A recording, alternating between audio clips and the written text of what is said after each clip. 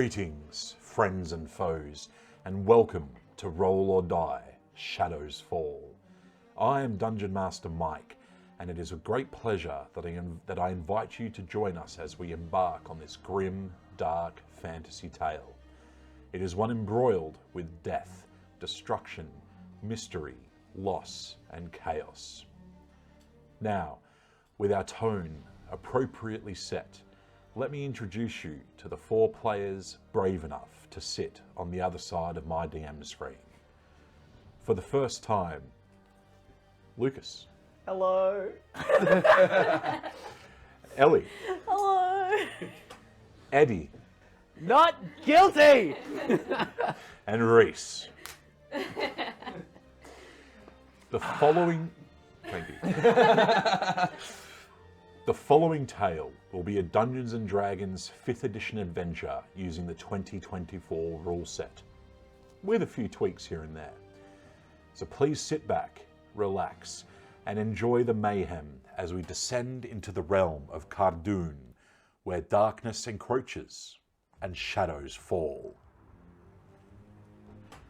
Our tale begins on the continent of Cardoon, a vast landscape with fantastical races, magic, combat, and warfare, especially warfare. A great evil and darkness has fallen across the land, with the rise of a tyrannical ruler known only as the Nameless King. Chaos and calamity has enveloped all. Little is known about the Nameless King, who he is or where he has come from. He rules with an iron fist and has done so for centuries. As the ages passed, his legend has only grown, and it has become hard to decipher the truth from the fiction. It is said that he holds power over genies, which he uses to make himself immortal.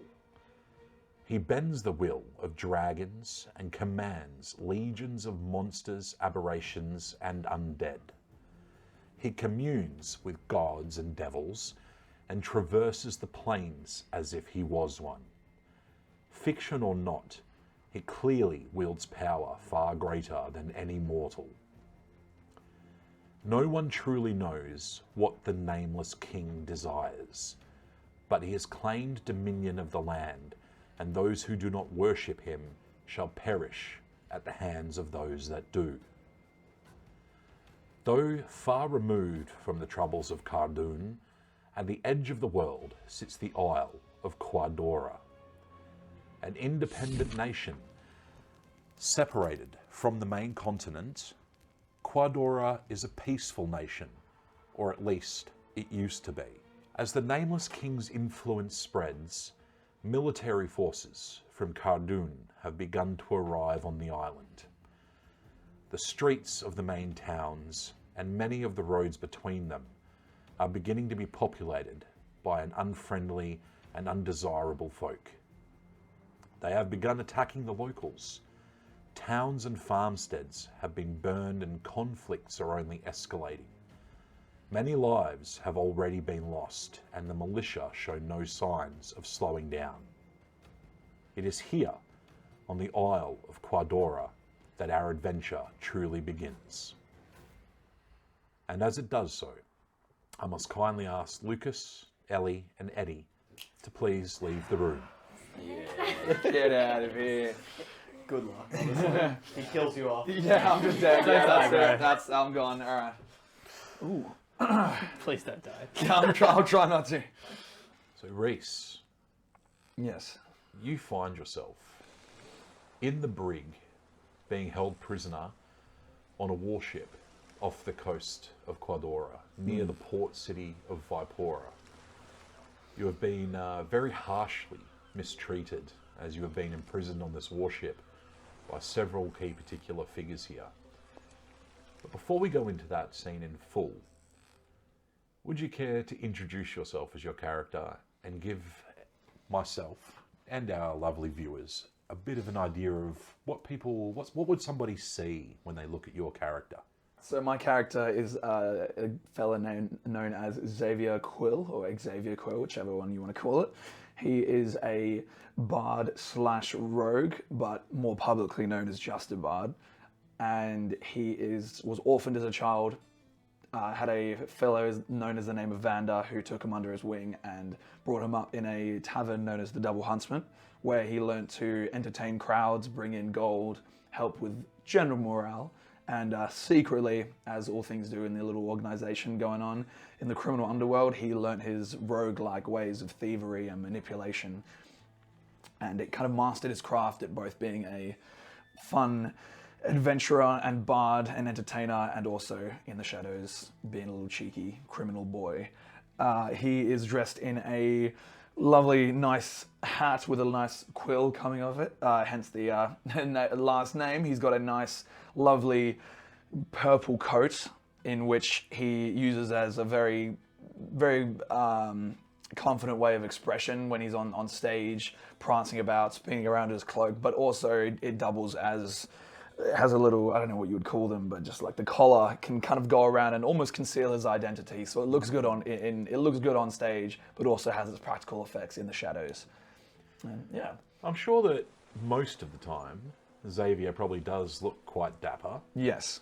But the situation Xavier currently finds himself in, his coat, I imagine, is probably torn and soiled. It's not cash money at the moment. Probably haven't seen your hat in several days. Yeah, which... As it was several days ago when, as you were walking through the sunny streets of Vipora, enjoying the fine weather, maybe not so much enjoying the sight of these new militiamen from Cardoon walking through the city, accosting locals, walking around like they own the place, causing trouble for shopkeepers and merchants. And you were arrested. Except you were not arrested by the local law and order, the local constabulary, but you were more so accosted by a couple of figures flanked by these militiamen. And in particular, there was a drow wrapped in dark leathers and wearing leather armor, and a very tall and imposing kenku, a bird folk almost. And the drow accused you of conspiracy against the Cardoon Empire and demanded that you accompany them willingly or they would take you by force. Now, at that time, do you think Xavier would have been someone that resisted or went along willingly? He would have resisted in a cheeky manner of, who are you? I don't answer to you or anyone by that matter. Which has obviously resulted in not the best scenario for him. Unfortunately not, as you were beaten into submission upon your very unlawful arrest. Yeah. And you have woken up on the bridge, and for several days you have been treated very unfairly, very unwell, and the drow in particular you've come to recognise as one of the rumoured twin blades. And the Twin Blades is a name that you heard from your boss, Vander, at the Double Huntsman, leader of the underworld syndicate, known as the Vault Key. Because you, as a result, became privy to some of the information on what's happening. These people from Cardoon coming in. You've heard that there's one figure that's at the head of all of this. One particular general, for want of a better word, by the name of Shurankar, who also has his key little inner council of people that are swarming across the island and commanding the forces of these military. So the drow you recognise, and the kenku as these twin blades, part of his particular little inner circle. The kenku doesn't interrogate you much because the kenku can't actually speak. And it seems like the kenku only is able to mimic sounds that he's heard before. And this kenku only seems to mimic the sound of rattling chains. It's really quite disconcerting every time you hear it. Chi-chi, chi-chi is a lot of what you hear whenever the kenku's in the room. So the drow is the one that's asking you questions and interrogating you, and the drow is, in particular, demanding that you give up the identity and place of residence of your boss that you know to be Vander. But you were exceedingly loyal to Vander. So you would not have given away, or you have not given No, away, sir. and you have Yeah. resisted day after day.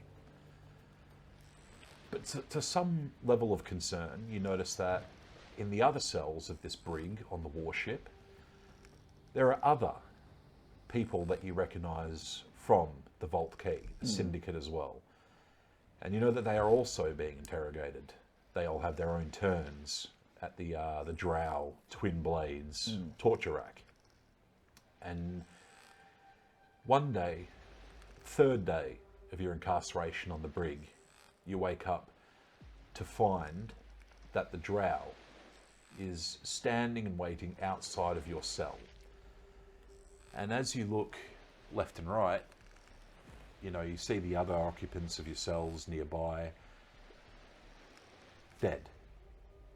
Having been... All of them? Yes. Oh, having shit. all been summarily executed within their cells.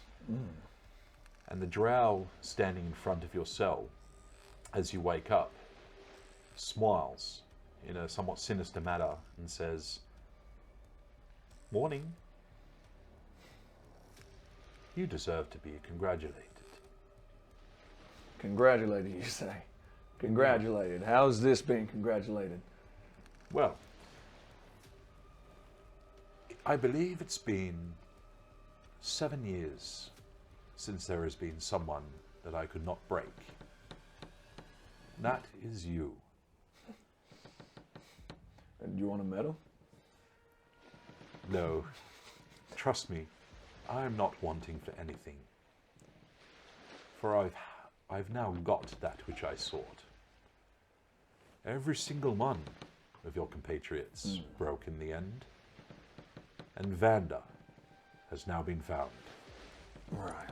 And if you listen, you hear from outside the doors, these are now open, wide wooden doors of the brig, cha-ching, cha-ching, cha-ching, getting louder as you hear the heavy footsteps of the brutal Kenku coming along. And as the shadow falls across the door, you see the figure of that heavily armoured Kenku carrying a body over his shoulder, stamping into the room, and he throws the body of Vander down onto the floor in front of you. Still alive, not the dead body, but the awake and conscious body of Vander, your boss, but currently unconscious. Right. And the drow looks over at you and he says, "Your reward for such stalwart resolution is that you will be able to say goodbye. But I'd hurry if I was you. You won't have long." And the drow nods to the Kenku, and the Kenku reaches down. Cha-ching. He mimics, and then he viciously slaps Vander across the face. And Vander is startled back into consciousness again. You see him look over with one eye swollen shut.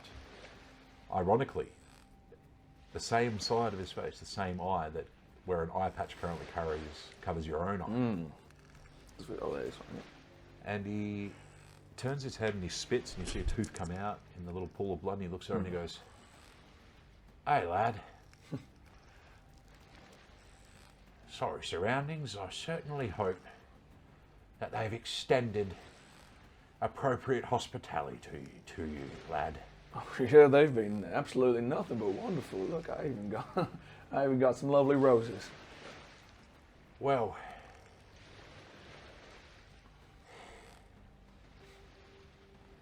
I want you to know it has been a privilege and a pleasure to sit over your education, if I may say so.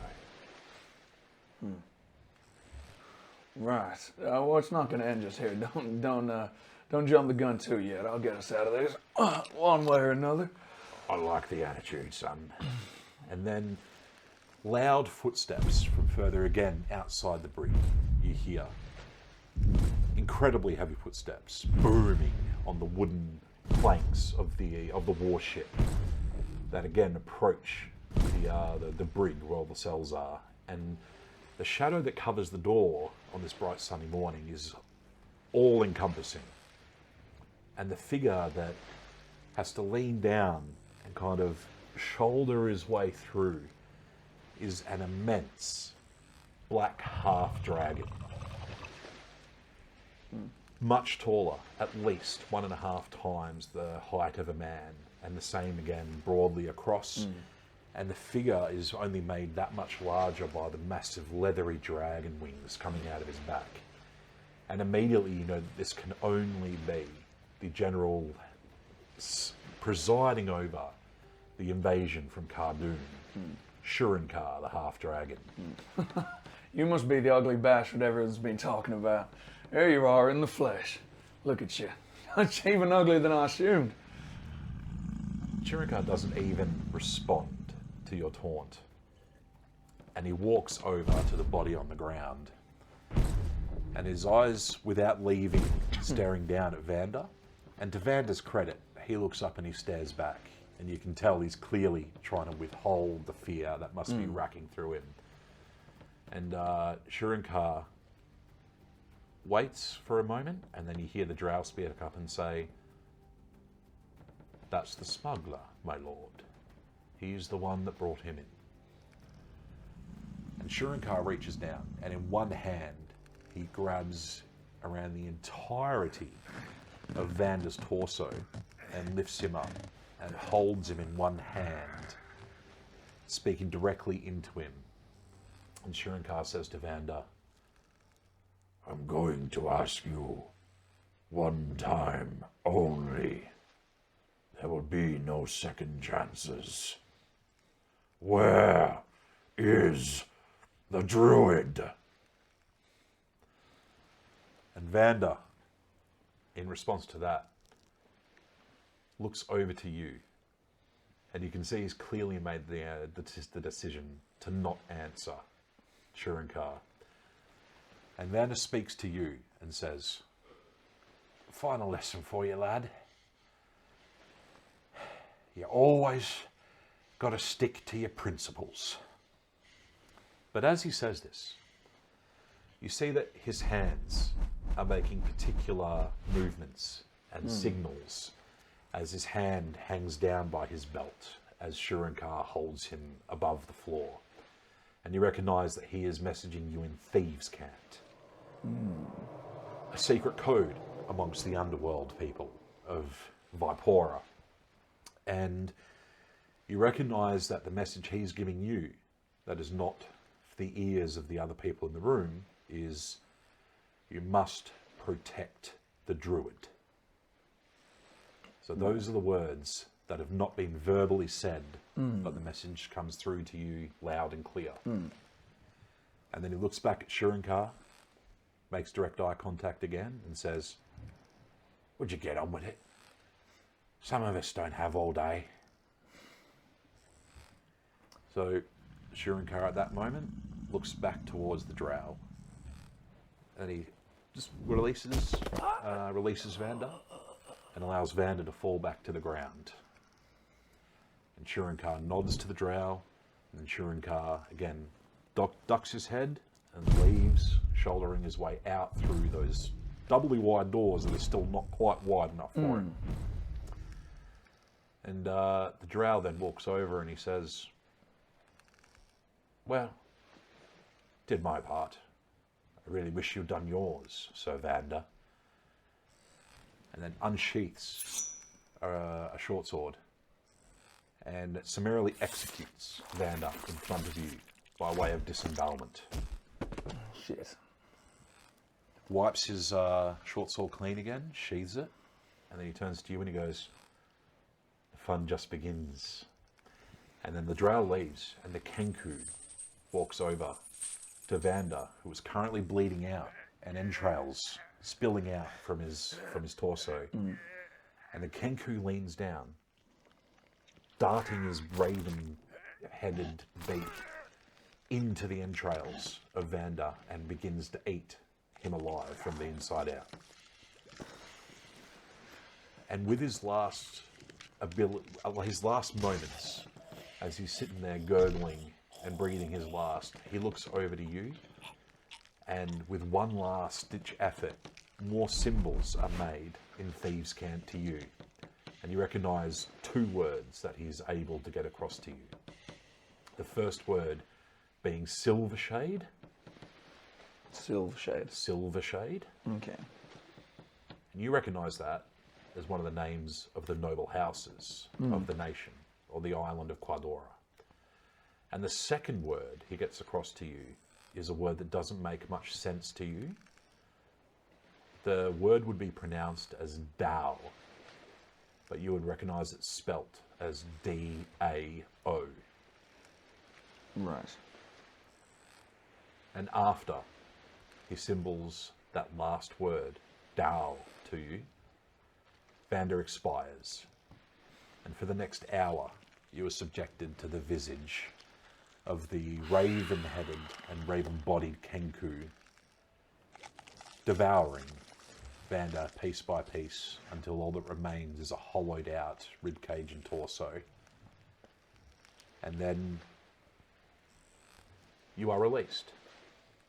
The Kenku opens your cell door, and he reaches in as if he's going to grab you. How would you react as he does this? So, other than that, any kind of resistance or fighting back of any kind? Are my hands tied, or am I just in there? Your hands are tied. Oh, okay, gotcha. Am I just like strapped to a chair or anything like that, or am I No, just just they're just tied? sitting down in the cell. Yeah. I think as he goes to grab me, I'm gonna spit on him. I'm gonna like flinch again and try to do it again. I'm just gonna go in for a headbutt. Just headbutt, yeah, just out of just pure rage at that point Nice. and despair. Roll an unarmed attack for me. So Gotcha. just roll your d20 and add your strength bonus to the roll. Shit. It's an 8. Gotcha. So as you go to headbutt him, he just reaches out one of his taloned hands and grabs you, like face palms you. And then he's going to now attempt to grapple you and restrain you, like he wants to take you somewhere. Yeah. Did you wish to resist? Yes, for sure. Right. Roll an athletics check for me, please. 7. All right. Unfortunately, not good enough. Damn The it. Kenku very easily overpowers you. Yeah. So he takes you out of your cell, already having your wrists and hands restrained behind your back. It's not too hard for him to drag you around. But he takes you out of the cell, brings you out of the brig, up to the deck of the ship, and you see that over in the distance, Shurinkar is standing near the prow of the ship, or the stern, whatever the front of a boat is. Quietly discussing something with the drow. Then you see the Kenku bring you to the side of the ship. And he points out to the island, as if he's saying, he's almost about to let you go back to the island. And Shurinkar calls out, "Hold!" And Shurinkar comes over to you. What does this bastard want? And he looks down at you and he goes, "I have been told that you were strong enough to resist. Perhaps that constitution will help you now." And he leans down, and if it was someone that was a normal size, you would expect that he'd be leaning in to bite you on the neck. But Shurinkar is so immense, his build is so large, and when he reaches down and he bites, it goes from shoulder all the way down to nearly the top of your abdominals. He reaches down and he bites. You feel all these rows of teeth pierce through, and a very significant amount of pain racks you through your body, dealing you a great 6 piercing damage. But at that point, I'm also going to ask you to make a Constitution saving throw. Alrighty. Brother Bacon. It's a nat 1. Rough. With +2. Okay. Right. This is So you feel, as he bites, that there's a sick feeling of almost like something seeping into or pumping into your bloodstream, and you almost swoon, and nausea sets into you straight away, and you certainly recognize that you have been poisoned. And Shurinkar lets go of the bite, and he stands back up and looks down at you from how much height he has on you, and he says, "The druid that your boss was protecting was the only one that could have saved you now. Go, enjoy this disease. Spend your last days amongst those who know and love you, and tell everyone out there on the island what happens to those who oppose Shurinkar." And then, with a massive booted front-facing kick, he sends you flying off into the water. Splash, you land. And now you know that all that remains is for you. Now your hands breaking free from their bonds, from impact from the kick, and being sent through the air. All that remains for you is now to swim back to the island, which appears to be, at best guess, about an hour's swim from the warship. That's not fun. Right. We will return to you, but it is now time for me to invite Ellie back into the room. Lovely. Welcome back to the table, Ellie. Thank you. So, you find yourself standing outside what used to be, potentially, maybe, one of your favourite taverns in the port city of Vipora. A tavern known as the Happy Kraken. And, this, once upon a time, was a very jovial, loud and musical place. A wonderful place to gamble, to dance, for fine wines and ales and meads to be drunk. But times have changed. Over the last year or so, since the military from Cardoon began to appear, the vast majority of those militiamen have been flowing in through this port city and then moving on to the other places throughout the land. And the Happy Kraken has certainly transformed into a place that doesn't quite resemble at all, not even closely, the Happy Tavern, the Happy Kraken that you used to know. And nowadays it is almost only exclusively frequented by those in the service of the invading forces from the continent. So not many locals are able to go in and partake of the facilities here at the Happy Kraken anymore. But you are, at least for the last 6 months or so, after having come into the employ of one particular figure. But before we go into that, could I ask you to please introduce your character with their name and a little bit of what they look like, please? Sure. So my character's name is Sully. She's a human. She has pin straight black hair that's sort of tied up in a low bun behind her. She's got like a round face but a pointy chin and a nose that's probably a little bit too big for her face. And given her time on the sea, she's a bit sun-weathered, so she probably looks a little bit older than she is. And she's got blue eyes. So she's got like sort of a mix of some soft features and some harsh features. She's got a quarterstaff on her back, and on her side is sort of like a book, a tome, and like a bottle, a stoppered bottle. Wonderful. Yeah. And would there be particular feelings or thoughts that Sully might be having as she stands there and looks at the front facade of the Happy Kraken? The door clangs open and a very drunk kobold stumbles out, almost falling over his own clawed feet as he yaps and yips in the kobold language and stumbles away drunk. How might Sully feel about the Happy Kraken and what it has become? So Vipora, being the city that she grew up in, is very familiar with the Happy Kraken. And it's a very familiar scene in terms of people walking out drunk, but very different clientele than she's used to. But she doesn't necessarily feel out of place, I guess I would say. And immediately after the kobold leaves the front door and the door's about to swing shut, a large, hairy hand reaches out, stops the door from closing, and you see a hobgoblin lean out, and his head swivels around a bit from the front of the door, looking around, and he finds you. And you recognise this hobgoblin. You've seen him several times. He recognises you, and he just gives you the upward nod of recognition, and then the leftward tilt of get in here. Yep. And then he steps back and allows you to enter. I will walk in. Kobolds are everywhere in this tavern.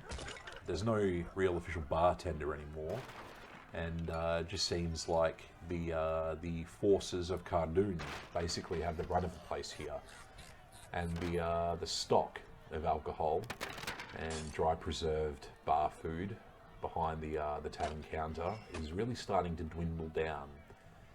But you know that the good stuff, you know where the good stuff is kept and where it can be found. Yep.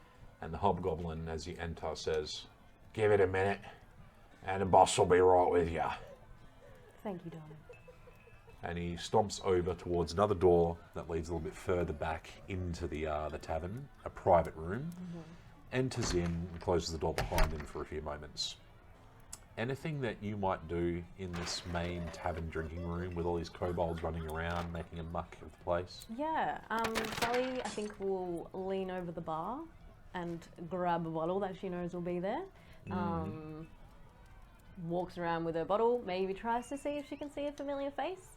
If not, she will find a corner of the bar with her bottle, waiting. There is one familiar face, and you kind of struggle a little bit because kobolds are so far removed from your typical humanoids that it struggles. But you notice that one kobold in particular is sporting one ear that is torn off, and you might recognise that because that was a kobold that said something rather unkind to you on your last visit, and that torn ear is a bit of a memento of how you responded. Gotcha. Anything you might say or do to this particular kobold once you recognise him? Yeah, sure. So Sully will go up and notice if he's drinking something. She will top up his glass with a bit of the bottle that she's holding. And he's like, when he sees you approaching his table, he like starts shaking, and his like almost dog-like tail begins quivering in fear as he sees you approach, and he like kind of cowers into himself a little bit. But you walk over and you go to pour into his jug. If there's a spot next to him, I'm just going to sit down and be like, "All forgiven, then."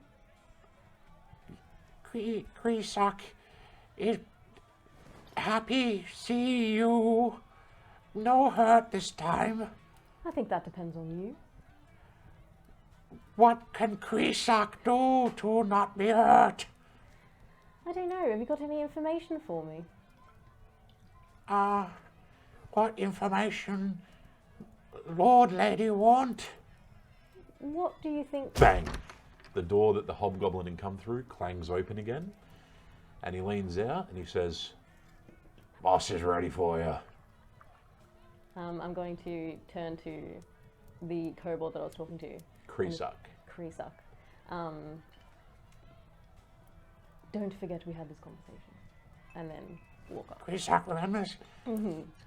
So you step up and you walk through the door that the hobgoblin's holding open for you. When you go through, he closes it behind you as well to give you your privacy with the other person that's currently in the room. And you look across and you see the man that has effectively been your employer for the last 6 months. A very, very handsome, purple-skinned tiefling with, fine, stately devil horns coming out of his forehead, wearing incredibly expensive silks, holding a very wonderful, bejeweled golden goblet, likely of his favourite wine, standing near the window of this private room and looking out at the city beyond of Vipora. And he turns around and he sees you and he smiles his wonderful, great, big, charming smile, and he says, "Ah, Miss Sullivan, you've returned. Always a pleasure, milady, to be in your acquaintance again. I trust that you're enjoying the company out there in the common room?" Absolutely, I always feel welcome. And welcome indeed is, I believe, how we should all make our guests feel. Some may say it's somewhat understandable that those of us, the Cardoonians from the mainland, are not always feeling incredibly welcome here on your fine island, but, well, I suppose that's not going to matter for very long now, though. It doesn't seem like it, no. May I invite you to take a seat, please? And Absolutely. he gestures to a couple of very large and overstuffed, comfortable, stately armchairs. Brilliant. Gestures you to one, and he goes to sit in Sully's one going to find opposite. one with like a footstool and put her feet up like she's been there before and just at home. And as you as you do sit and you see your employer, Baratax, as you've come to know him, strut across the room, does Sully have any particular feelings or thoughts in terms of this particular tiefling gentleman? Dollar signs. She recognizes it is a transactional relationship, and doesn't necessarily have positive or negative feelings either way. All right. So he takes a seat in that armchair opposite you and looks across and he says, "So, tell me any particular news of Actually, I won't waste your time asking. I already kind of know everything as it is. Oh, It's my Barry. job after all. But how are you? How's the family? Are they all keeping well?" Oh, I couldn't tell you, to be honest. I don't keep up with my family. But I'm well, thank you for asking. How are you, You Barry? don't keep up with your family. No.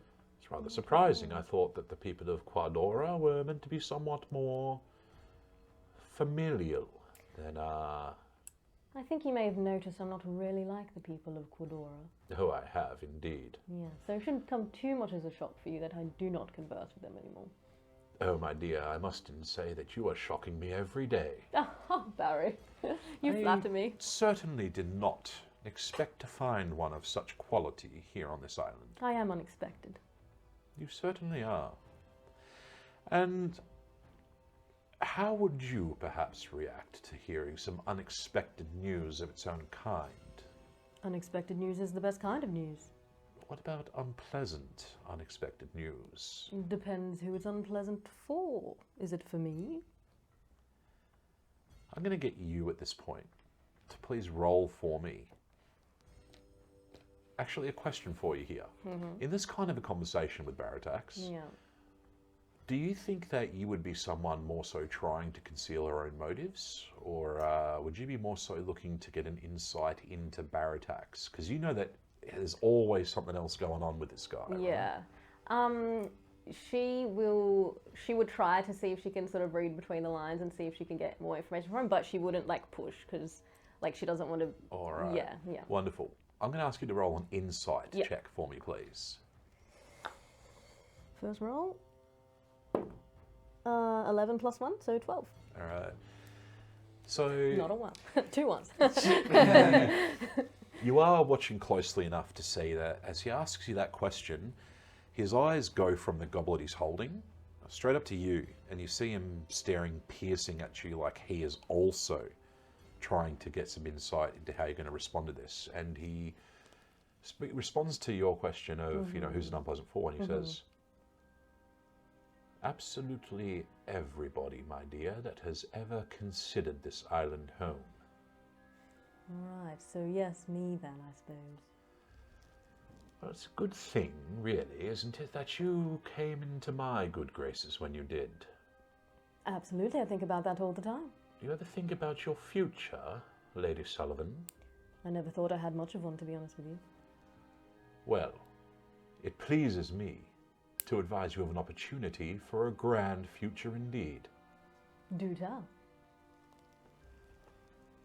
I'm about to take what many would consider to be a great leap of faith with you. But I believe, given what I know of you, that this is indeed something I can trust you with. That is the highest honor.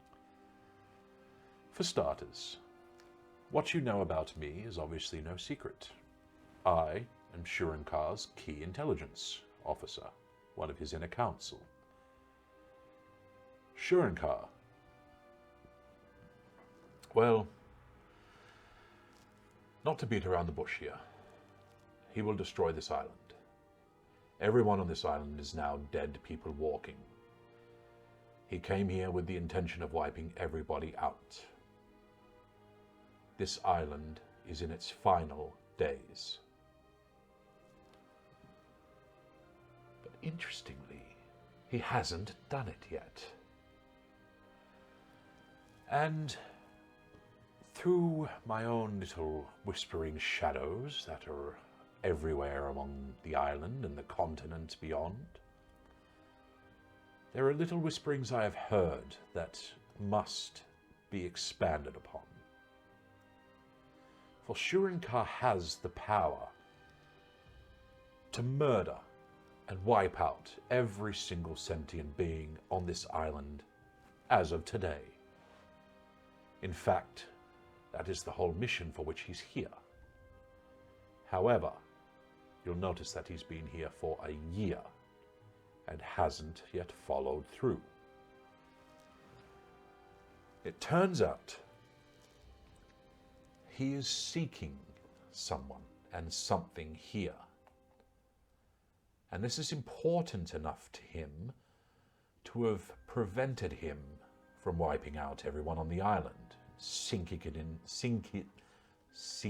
it into the waves below. There's a druid that he's after.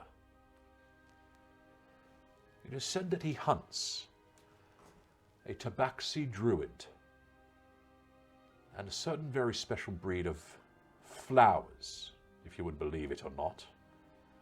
The great terrifying half-dragon Shurinkar is after a tabaxi druid and a particular set of flowers. Now,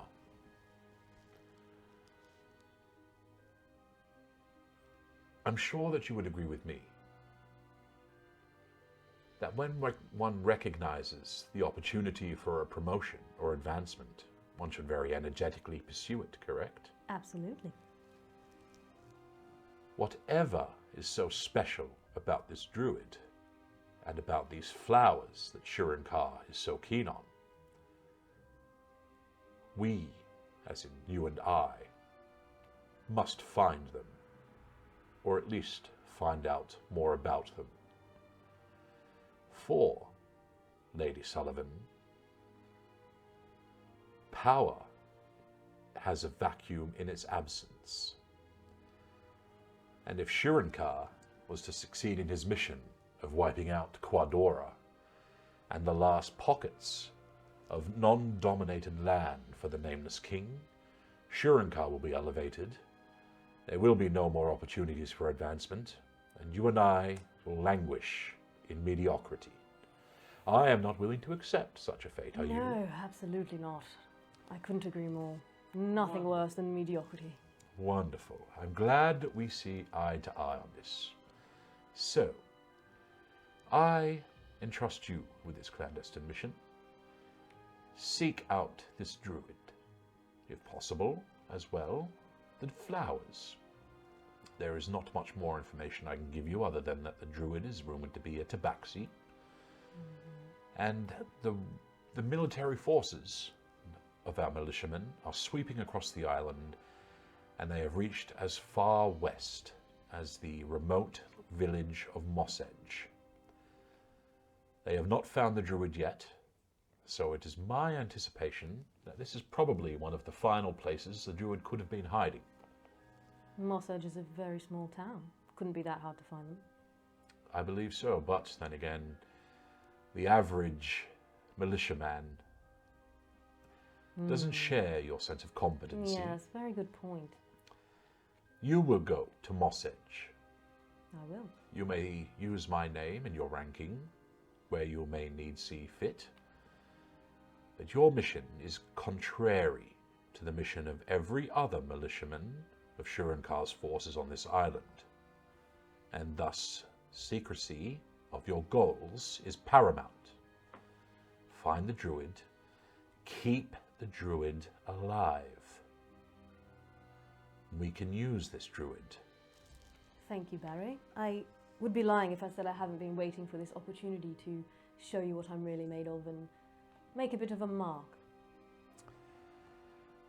I have the utmost faith, and I am very optimistic in your chances of success.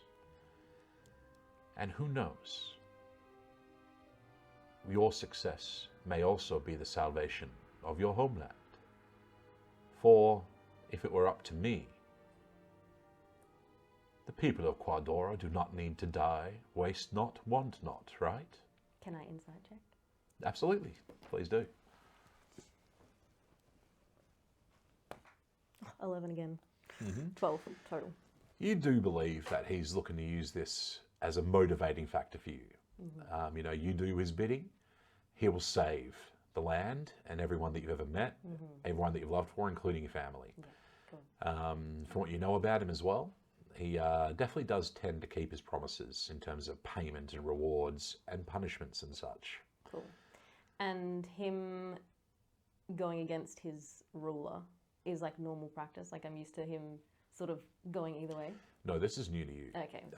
Sure, he's a schemer. Yeah. He is someone. He's an intelligence operative, Yes. right? So he deals in secrets and working through the shadows and always having more information than the other people. But it's the first time that you've not just him. First time you've ever met anybody from the forces of Shurankar to ever even dream of doing something contrary to this terrifying half-dragon's bidding. Gotcha. Okay. So back that would into also roleplay. mean, that would also mean that Sully recognises this as Baratax taking a massive fucking risk as well. Okay. And what about assurances from you? I mean, this is the first time you've actively asked me to go against the Nameless King's wishes. What if someone finds out, or I don't know, what assurances can you give me? He kind of strokes his charming little goatee for a second, and then he says, I'd give you this assurance. If you don't want to be counting the fingers that your parents no longer have, you will do my bidding to the utmost of your potential. Perhaps use a different motivator than my parents, because I couldn't care less how many fingers they have on their hands. He looks back and he goes, what a shame. Here I thought our working relationship was apparently very well defined. Apparently not. Oh, I love a good threat. I just thought you might like some information that maybe wasn't a good one. I am estranged from my family, so... He looks at you, and there is absolutely no pity and no give in his eyes. Okay. But you also recognise easily enough that he's looking like he's about to follow through on his threat. Let's move from threats to compensation, perhaps. I'm getting you something you desire. What do I get in return? What is the highest and most reasonable amount of gold that you might expect for this kind of task? Throw a number at me. For going against the Nameless King? Yes, indeed. Well, technically not, but going against Shurankar. At least 5,000. I'll give you at least 5 times that. For you understand that if I was to replace Shurankar as one of the Nameless King's key generals, the royal coffers would be open to me. An almost unlimited amount of gold will be available. And you know the safest place in the jungle, Lady Sullivan? Where? On the lion's back. So you and I should stay friends throughout this endeavour. You had me at unlimited gold. You have a deal. Brilliant. Shakes your hand. Oh, Barry. And then when he stands up and turns his back and goes back to the window, you know the conversation is over. Yeah, great. I'm just gonna leave. So you leave and you begin your journey towards Moss Edge Yep. in the far southwest of the island. About a week's travel on foot to get there. And now it will be time for me to invite Eddie into the room. Eddie, we find you, or at least your character, wandering along the beaten path through a forest. You have been searching for someone through all the cities of Qua Dora, and so far your search has not been fruitful. As you have left the main capital city of Stoneshelm and decided that you would continue on to the last real bastion of civilization on the island by going to the village to the far southwest called Moss Edge, for a normal person, this travel would generally take the better part of a week to get from Stoneshelm over to Moss Edge by foot. However, maybe you could introduce us to your character by introducing their name, what they look like, and the manner in which this character might travel, please. Okay. So, my character's name is Crash. Crash from House Silo, to be precise. When you're looking at Crash, the first thing that you might notice about him is he has two large, angelic white wings that neatly fold on his back. He's quite a tall, athletic build, standing around 6'2", with broad shoulders. He has long, golden, wavy hair. His face is smooth and clean shaven. He's quite handsome, quite beautiful. His eyes kind of shine with like a radiant gold. And you can see on his left cheek he has a faint tattoo of 3 doves in white ink. In terms of what he's wearing, he has a breastplate covering from his torso down to the kind of upper thighs. He has like a war belt. Almost think of like a Spartan Roman kind of soldier. Underneath that, he has a white tunic. His arms are bare. On his left arm, he has... I just imagine like 2 bare arms. Yeah. Well, he wants to show off the gun. We created a new race for this D&D convention. It's got bear claws. Yeah. No, he's a humanoid. On his left wrist, he has a bracer which is quite armored, and on his right, he just has 2 kind of 2 gold circlets kind of cupping his wrist. They look quite dull. He also has leg guards, kind of like sandal-like, which go into up on his shins, and when he needs it, he can appear, like he can summon a Roman helmet, which can kind of come and go as he pleases in a flash of light. Around his neck there is an amulet, which kind of depicts a sun rising, and on one of his hands he has a ring, a gold ring, which seems to be a signet of some sort. If you kind of look behind Crash, you'll notice that his shadow isn't dark, it's more of like a goldy hue. When he is in a bit of a rush and he needs to get somewhere a bit faster, he will tend to fly. Wonderful. And would you say that Crash be rushing in between Stoneshelm and Moss Edge, or would Crash be taking the ground, like the beaten path between the forest that everybody else would be taking? He's feeling pretty tired, and it takes a bit out of him to fly all the time. Like, he comes in weighing about 95 kegs. So obviously... There's some strong wings. Yes. Yes. But in moments where he is feeling a bit, say, physically drained, he'll be on foot. And fires and spirits are low, as his search has come to nothing but dead ends recently. Absolutely. So, as you are, your spirits and your energy levels may be a little bit low, but you see someone else who would definitely be of lower spirits and such as you continue the march along, going westward towards Moss Edge. As you hear, even before you see, someone kind of crying out in pain. The sound of what would appear to be an adult human voice, human man, crying out with a loud grunt of pain, like kind of like that. It's just around the bend of the curve ahead of you in this beaten path of the forest. Would you respond in any particular way to that before you continue moving to get within eyesight of what's happening around the bend? So I can't see him? Not yet, no. Just hear the cry out of pain. My instincts would be to go towards and to see if I can lend a hand or expel justice. Then as you pick up the pace and head around the bend in this forest, surrounded on both sides by tall evergreen trees and whatnot, you come around the corner and you can see about 30 or 40 feet away the sight of a merchant, with his merchant's wagon held up on the road.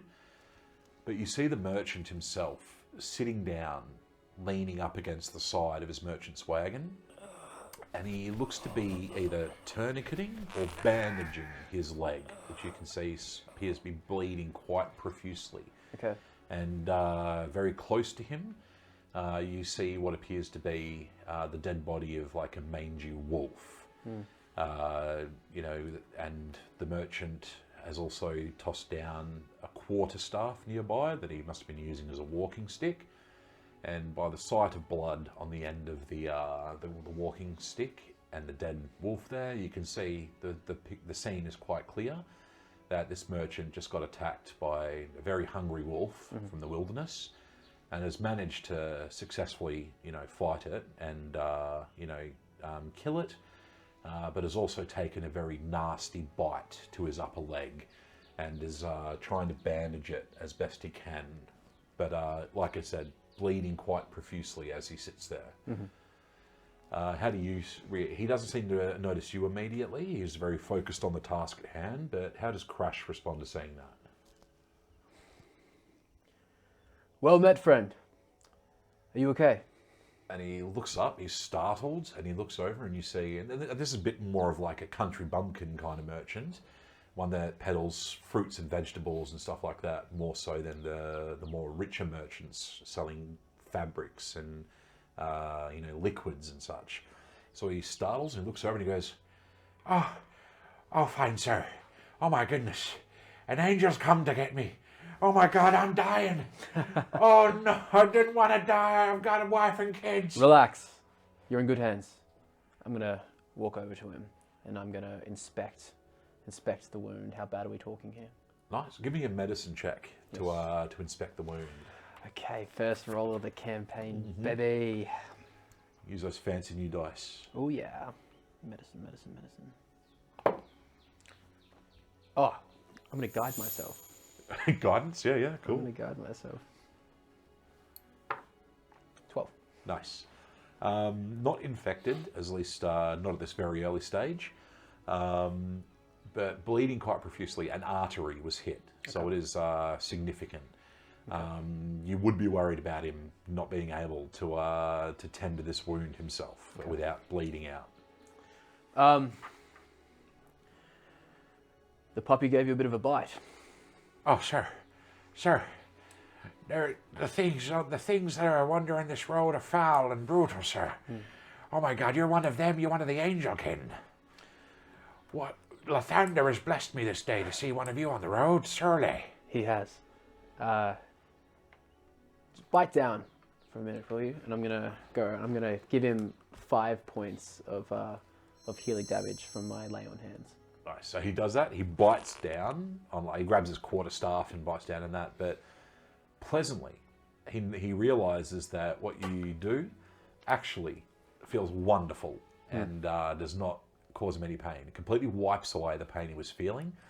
The wound closes itself, and with a golden radiant aura around the wound, it returns to perfectly coloured, fresh, new skin, and it's as if he never got wounded in the first place.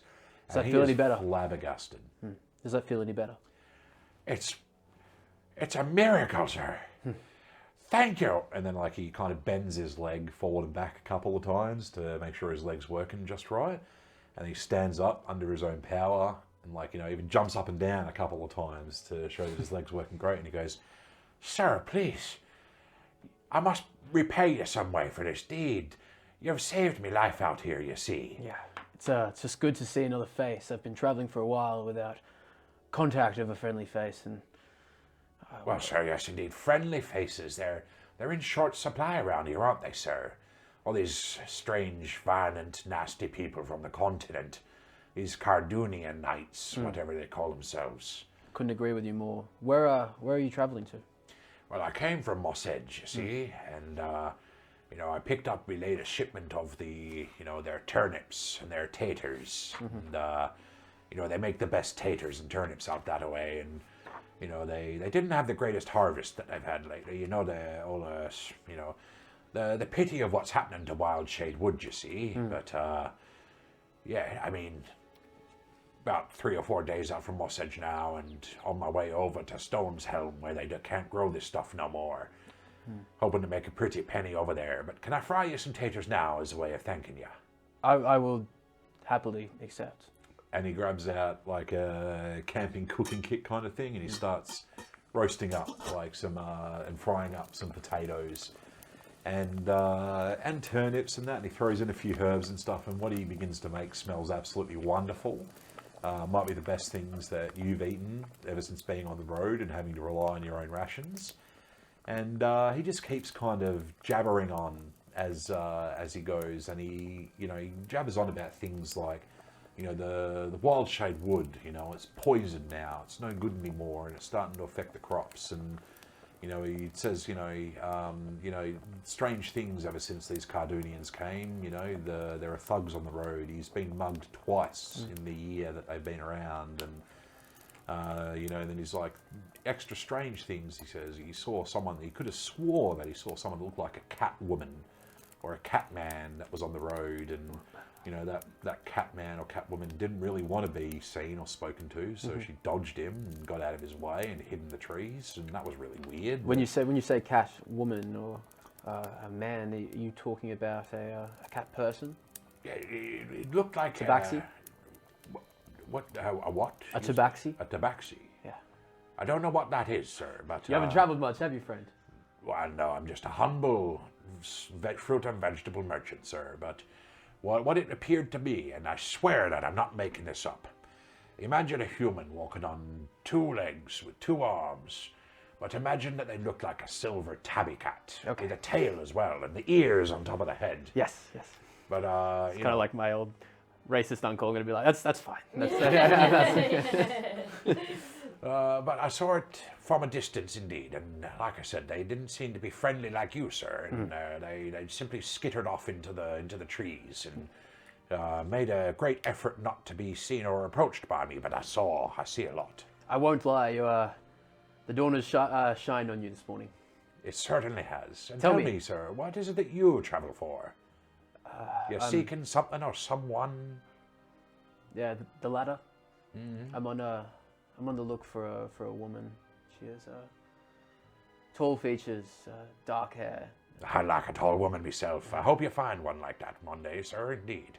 You haven't seen anyone of those descriptions. Oh, you mean you were looking for some... Oh, I'm sorry. I thought you were just telling me what your type was. But tall, you say. Any other... you're looking for... I've seen quite a few. I'm not on the road. Black hair, golden skin, tan skin, Black hair, like myself. Well, indeed, I think I have. I've seen a woman that's approaching... How tall would you say? Nearly 6 feet? Exactly 6 feet. Black hair. Yes. Well, yes, indeed. I saw someone that was not too far off the tavern over there in Moss Edge. In Moss Edge. Yes. Yeah, I mean, didn't look like anyone I wanted to mess with, if you say. You know, someone that... Was she alone? She was, but she also looked like she knew some of the people that were working for the bad people, if you know what I mean. The Cardunian Knights peoples, but yes. But yeah, a bit of an intimidating one, really. So I didn't say anything, just moved along. But if you're looking for a 6-foot-tall, black-haired woman, that'd be the last one that I seen. If you look for the Forgotten Stump Tavern in Moss Edge, you may find her there. The Forgotten Stump. Thank you, friend. Thank you. Did you enjoy the taters? Oh, it was like Mother used to make. Then you had a fine mother indeed. Don't I know it? Safe travels, Mr. Angelkin. I'll be seeing you around. And I'm just going to kind of... Tips his big, wide-brimmed farmer's hat. And I'm gonna also give him a silver piece for his... Oh, sir. You come in. You saved my life. You give me great conversation, and now you're giving me silver too? Angels really do exist. Remember your prayers. I will. Praise the morning Lord, and his glory, and the rising sun. Cool. I'm gonna keep going on my way hastily towards Moss Edge. all right. So, on your way and continuing the road, and about 3 days out here. Yep. And as we wrap up that section, it will now be time for me to invite Lucas into the room. You. Hi, Lucas. How are you How you doing? doing? I'm good, man. Everyone's having a great time. Everyone's having a so great time. Your character Yes. lives in their own little cabin in the woods. Yes. It's a very bright, cheery, sunny morning. But I wonder what your character's disposition might be if it is as sunny as the morning is, and the birds chirping and the forest around your cabin coming to gleeful life as sun blesses the land. But let me hand it over to you to introduce your character. Tell us your character's name, a little bit Yes. about what they look like, and maybe what might your character be doing as their morning kicks off shortly after having woken up. Yes, absolutely. So, my name is Owen. I am a human ranger. Dark hair, green eyes, got a cloak on to protect my skin. That's not necessarily the reason. Hey man, I What's haven't wrong with got your skin was the first thing I was My skin is normal. skin cancer is very real, and they don't have SPF 30 in Qua Dora. All right? Not yet. Green eyes, just kind of neutral face. Sunny day, but he's got stuff to do. There's chores to be done, stuff that needs to get done. So yeah, he's definitely just chopping wood, he's collecting water, just all the stuff that needs to be done. Mm-hmm. Yeah. And you know, as you go about your chores as well, like there's one particular chore that is new to you today. It's not something that you normally have to deal with, but that is fixing someone up breakfast, or perhaps serving them a morning beverage of some kind. Yes. But you know, as you wrap up some of your pre-sunrise chores, because you know, people that live on their own steadings, you know, their day starts before sunrise most of the time. You know, there's a lot that they need to get done, and some of it takes place before dawn. But your guest has awoken roughly with the sunrise. So after a number of your chores are done, and you know, you come back in from maybe laying out some feed for some of the little livestock that you might have, maybe some chickens or you know, some pigs and such.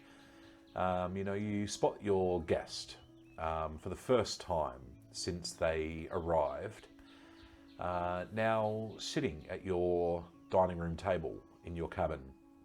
And you know, when your guest first arrived several days ago, the situation was somewhat dire. Would you like to tell us in what manner you found this guest, or would you like me to do that for you? You can Gotcha. you So can go for it. 3 days ago, your guest appeared near on sunset, so near the very end of a day, knocking on your door, which surprised you because you're a man that several of your daily chores involve a number of deterrents or countermeasures to people, uninvited people coming onto your land. Yes. When your guest knocked on your door, you were surprised. You haven't had visitors in months and months. But when you opened the door, you found a very, very rough, wounded, and exhausted-looking tabaxi woman. That silver-coloured cat hair covering most of her humanoid appearance. Having been through the wars, right? This tabaxi, whatever had happened to them, you didn't get much of a chance to query them because after she knocked on your door and you opened it, all the tabaxi woman had a chance to say was, "Please help me," and then collapsed. And you noticed that one of the most significant wounds that this tabaxi woman was dealing with was a left arm that has been completely severed, amputated. And it was a fresh wound as well. So, how might Owen have really felt when responding to this tabaxi woman's pleas for help before she fell unconscious at your doorstep? Owen, not the best of hosts. Very, very not happy that someone has gotten through his countermeasures. Definitely opened the door to make someone go away. But when she collapsed, that sense of duty to bring her in and make sure that she survived is important.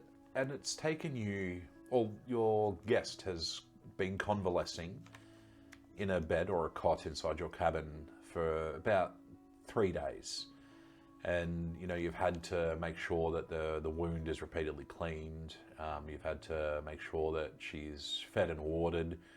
And, you do indeed manage to return this tabaxi woman to a proper semblance of health again.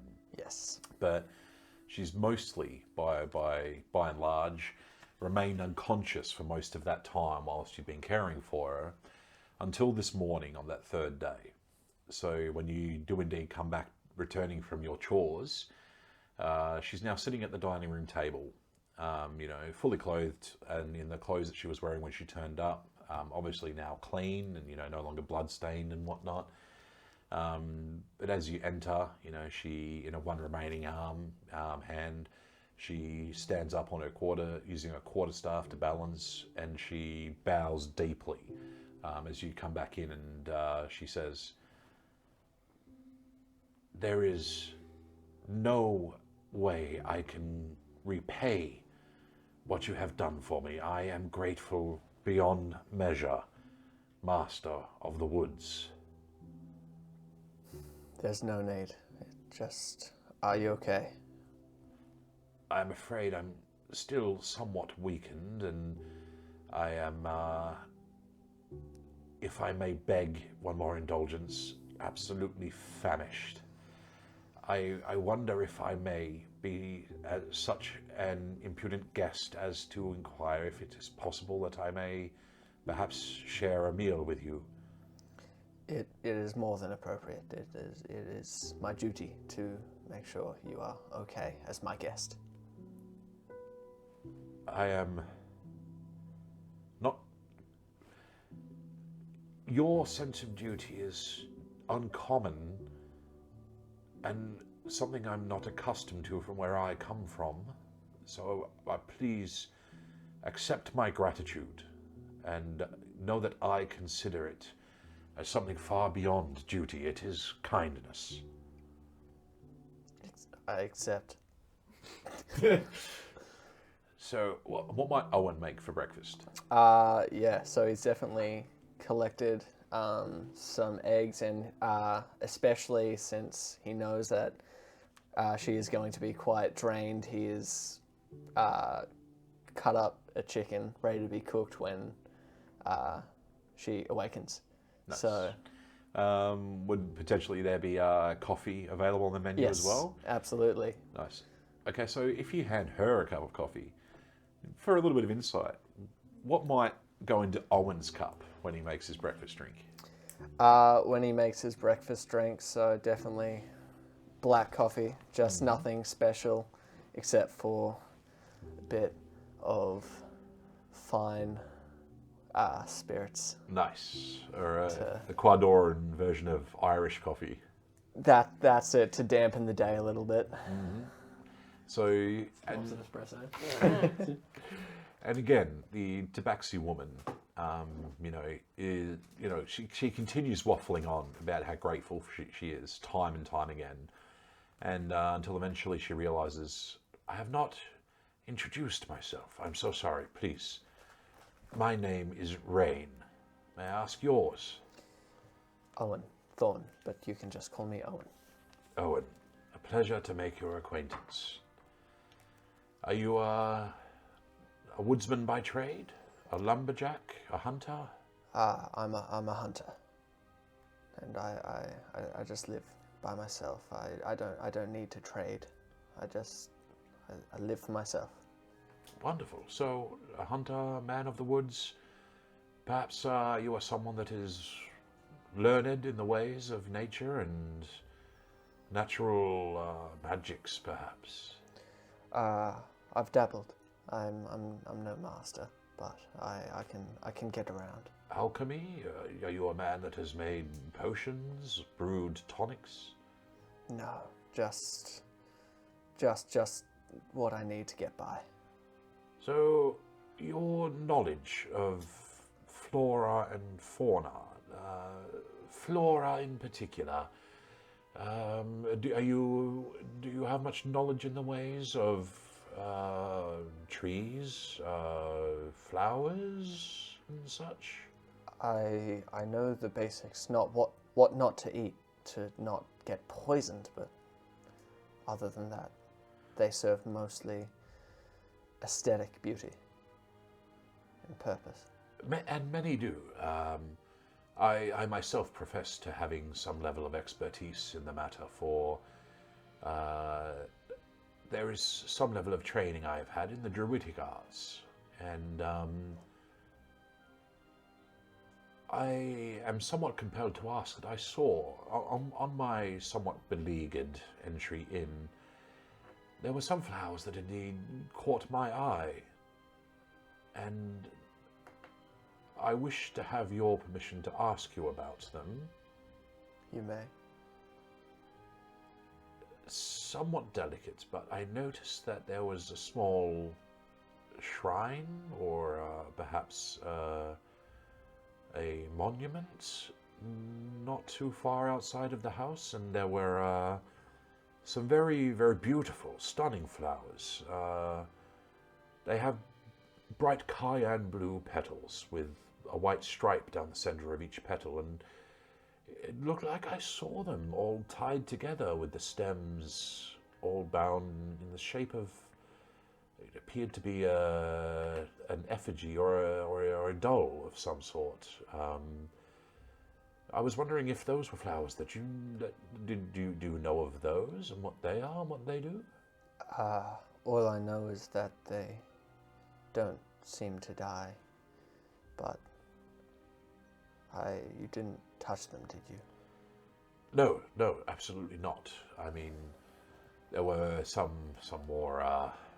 I mean, even if I wasn't almost on death's door as I got here, I would definitely respect the bounds of property and decency.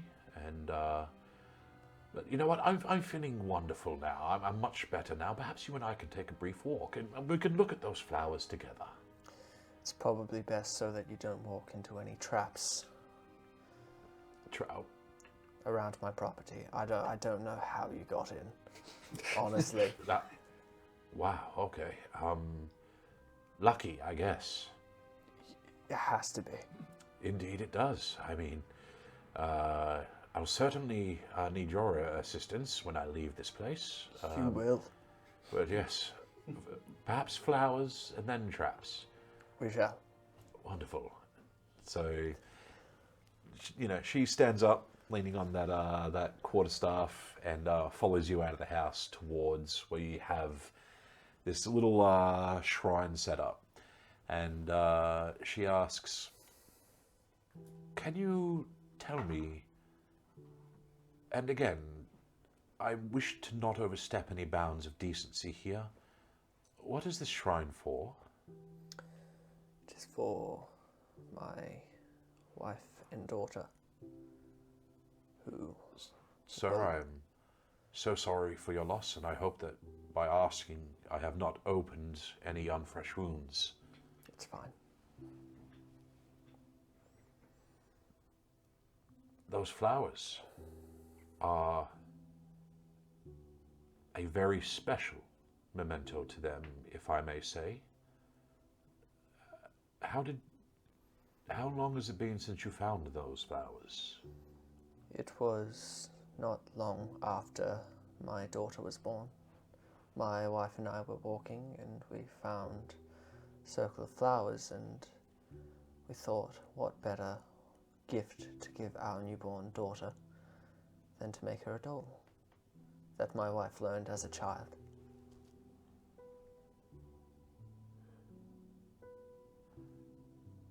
Insane. We are now going to go to a tavern in Moss Edge. Xavier, you have travelled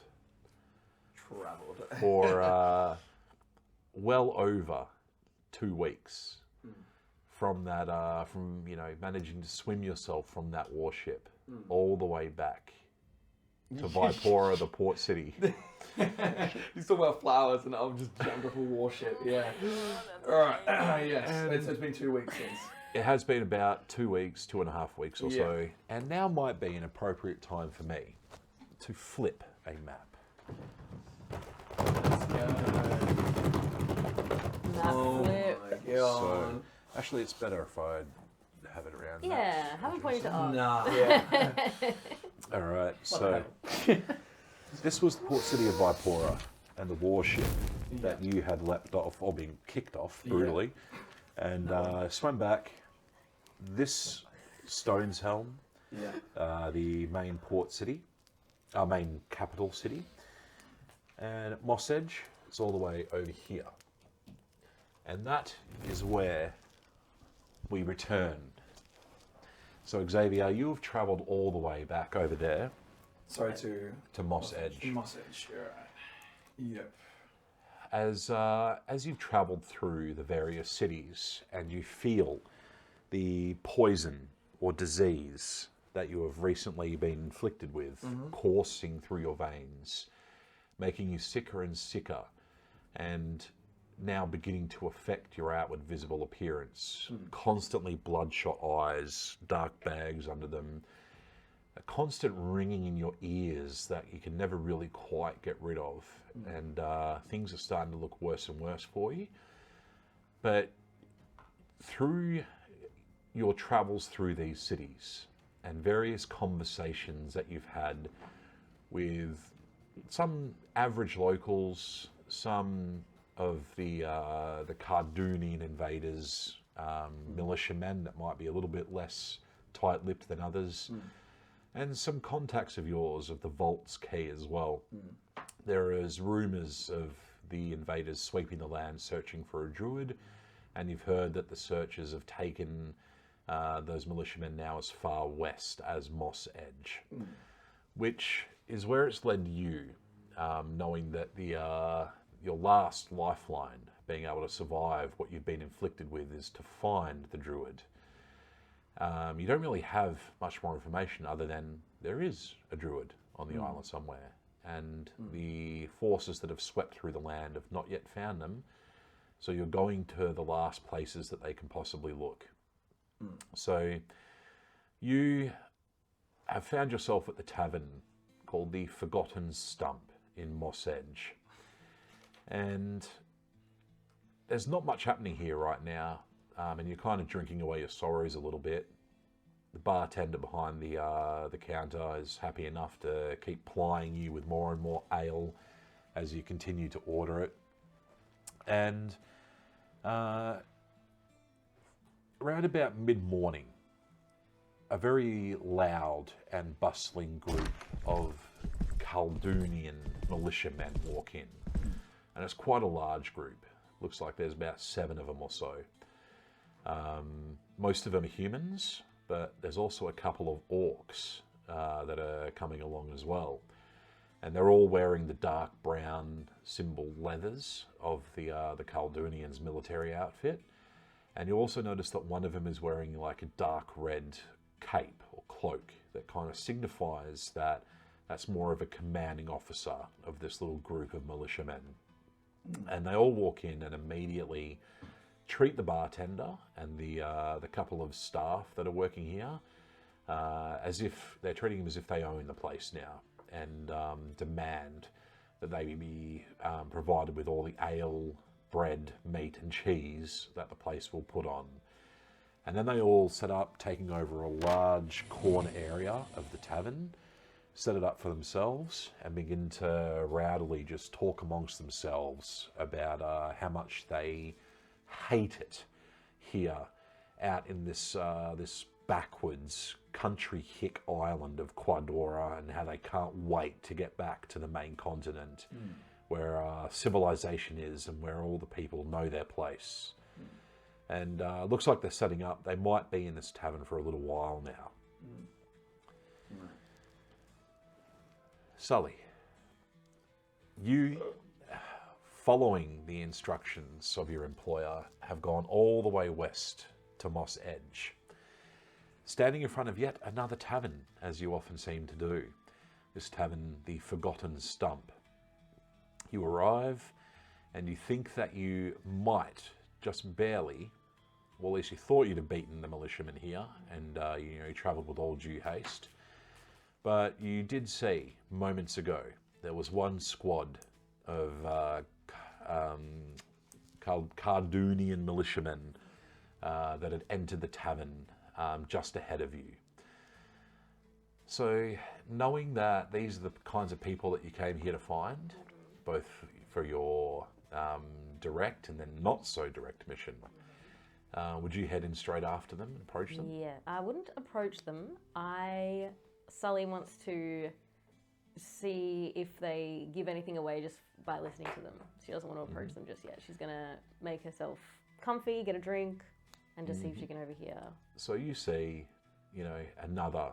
oh, by the way, what would Sully be wearing? Would you be wearing the dark brown outfits that would be openly identifying you as a Khaldunian? No? All right. So explain one more time for the benefit of Xavier. Yeah. What does Xavier see when you enter this tavern? So a human female, she's got long, dark, pin straight hair, but it's sort of tied back in a low bun. She's got like a round face, but like a pointed chin, and a nose that's probably like a little bit too big for her face. Blue eyes. She's sort of like, sort of suntanned, I guess, but just from like being outside a lot. So she's also a little bit aged, maybe looks a bit older than she is. She's got a quarterstaff on her back, a book sort of slinged to her hip, and a stoppered bottle. And I guess her general demeanour is, don't talk to me. And you can tell that she sort of like means business, like she's there for a purpose that doesn't involve you, so leave her alone. Sitting further down the bar than where Xavier is? Nowhere near Xavier. All right. Well, somewhere sort of close to the gang so she can overhear what they're saying. Yeah, so you hear much the same sort of thing. They're sitting here and just loudly talking very disparagingly about this whole island and all the people in it. Saying very unkind things about how this island deserves to be sunk under the waves, and they can't wait to be done here and go back to the mainland and their families and such.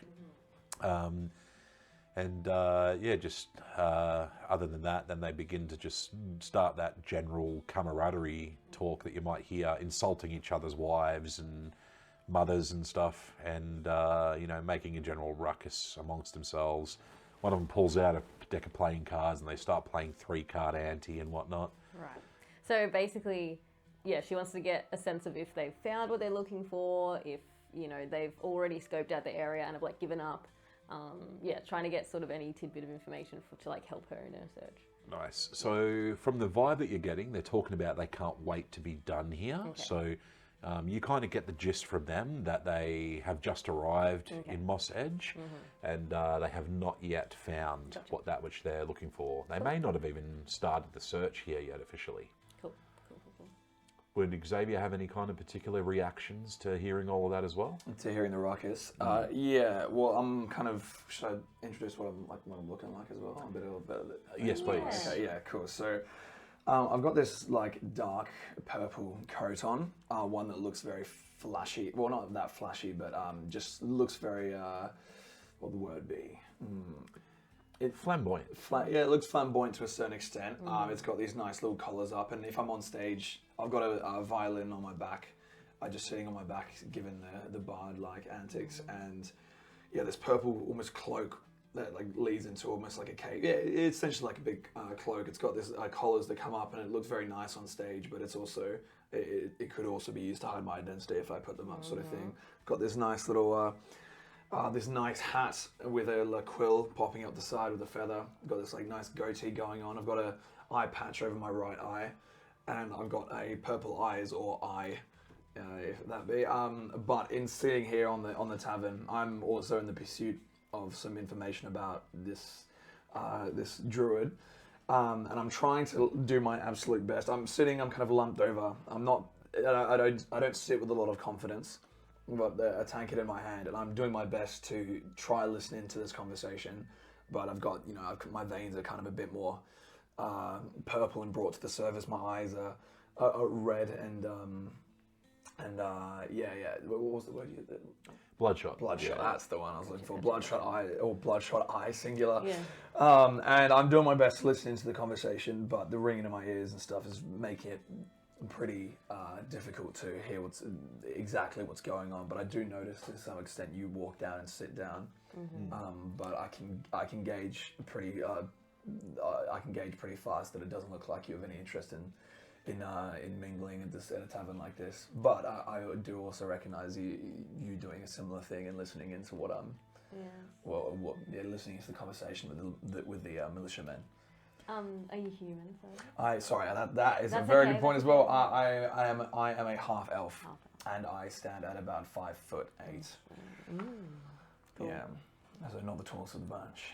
Gotcha. But, yeah, so I'm trying to gauge into the conversation. The militiamen not doing a good job at it. I do notice you walk in, and I do notice you're also trying to eavesdrop as well. But I really just sit there. I'm losing hope at this point. And don't have a lot in me. So after about 15, 20 minutes of listening to those militiamen jib and jive with each other, would Sully take any steps at this point? Does she notice Xavier noticing her, like listening in, or no? Roll a perception check for me. Great.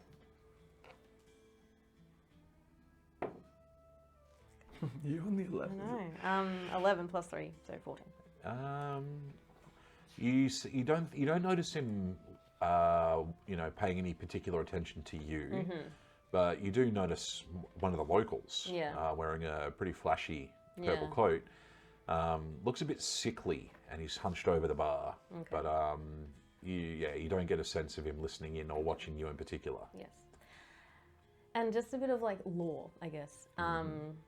Knowing who sent me on this mission, does he have like a standing with Oh yes. So if I said, Nice. He's well known by name amongst the rank and file, and you would be expected to be treated as an equal by them. would they know me, or I would just have to like name. You've drop never you? met any of them before. Okay, great. No. Would they know me by reputation? Maybe. Okay. One way to find out. Yeah. Is there a spare seat at their table? Yeah, there would be, like several. They took over a pretty large part of the common floor. I'll take a seat and just be like, boys, and just see what their reaction is to me. As this is happening, I'm very faintly just looking behind my back, just taking note of it. Once again, can't really focus on anything at the moment, but I do acknowledge that you just sat down at the table. They look over at you and they go, "You don't look like the entertainment." Oh, I take offence to that. Well, that guy's wearing the musical instrument. What the fuck are you doing at our table? I mean, there's other ways I could entertain you, but let's not get into that now. I beg your pardon? We're all married men. And then the boss that's wearing the dark red cape speaks up and she says, "And married women. Why are you at our table?" Well, I think when I tell you who sent me here, you might be a bit embarrassed at how you've just reacted. Try me. Takes a lot to embarrass me. What about if I told you I was sent by Baratrax? I'm not embarrassed. Are you embarrassed? No? Okay. And what does that mean to me? Well, Actually, I'm here to assist you. I know about your endeavours and, honestly... Oh, you're here to hunt the druid too? Well, yes. I mean, Baratrax thought that you might need a bit of help, and by the looks of it, I think you do. And I hear the word druid just faintly, and I'm just kind of... take note of it. There's a delicate way to put this. Fuck off. We don't need your help, and we don't need the spy master sending one of his pets to watch over our shoulders. We're going to find the druid. There's only one farm that we've got left to check out. We're going to do it, and you're not going to do it and steal the credit. Oh, one farm! What's the name of that farm, darling? Oh, it doesn't have a name. It's just like some, hick out in the woods, some survivalist. North, west, south, east? Northwest. Oh, wonderful. Thank you so much for the information. Why don't I buy you another round of drinks while you're here? You can do that. But I'd be very fucking careful about trying to beat us there if I was you. Beat your word. I don't even know what That's you're the right talking about. attitude. Now, fuck off. Another round of drinks for the boys and the lady. All right. The human blokes and the human lady are sitting there, but you also notice that the two orcs that were with them don't take part in the conversation at all. They seem to be sitting back and somewhat separate to what they're doing. Xavier, you see this woman after hearing that conversation take place. This new woman that entered and then introduced herself as one of Baratrax's employees is now hurrying out of the tavern. Is that right? Yeah. Yeah. So she's bailing out and she's leaving after you hearing this conversation about them hunting the druid. What do you do?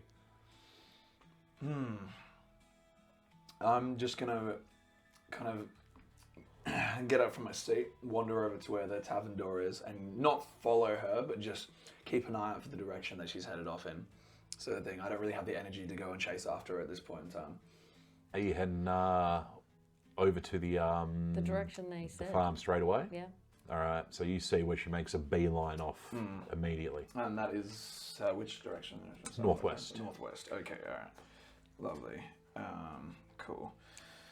Do I notice I'm being followed? Am I I'm passive? not necessarily follow. I don't have the energy to follow, but I just take. Right. I mean, I will say that your disease hasn't progressed to a point where you're suffering any levels of exhaustion or anything. At the moment, it's more playing havoc with your aesthetics and giving you this pounding in your ears. Gotcha. But yeah. Right. So Maybe I I'll mean, then, I'll not try. telling you what to do. No, But just that's saying. cool. If I didn't know the extent yeah. of that, to be honest. All right, cool.